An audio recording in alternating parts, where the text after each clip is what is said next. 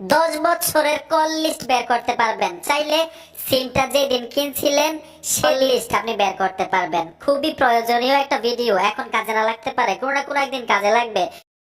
ফোনের মধ্যে ছোট্ট একটা অ্যাপ্লিকেশন লাগবে, গুগল প্লে স্টোরে চলে আসবেন।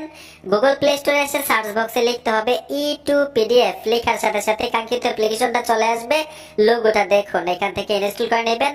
আমি ইনস্টল করে রেখেছি, ওপেনে চলে আসবেন। অবশ্যই ফোনে ইন্টারনেট কানেকশন থাকতে হবে।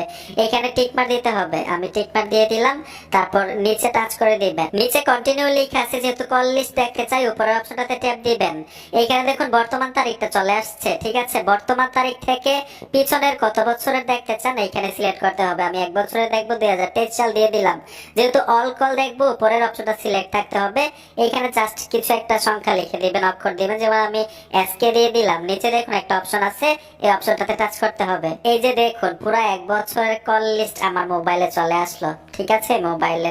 তো বন্ধুরা, আশা করি বুঝতে পেরেছেন যে কিভাবে কল লিস্ট বের করতে হয়। ভিডিওটা দেখে যদি একটু উপকার হয়ে থাকে অবশ্যই সাথে থাকবেন। দেখা হবে নতুন ভিডিওতে।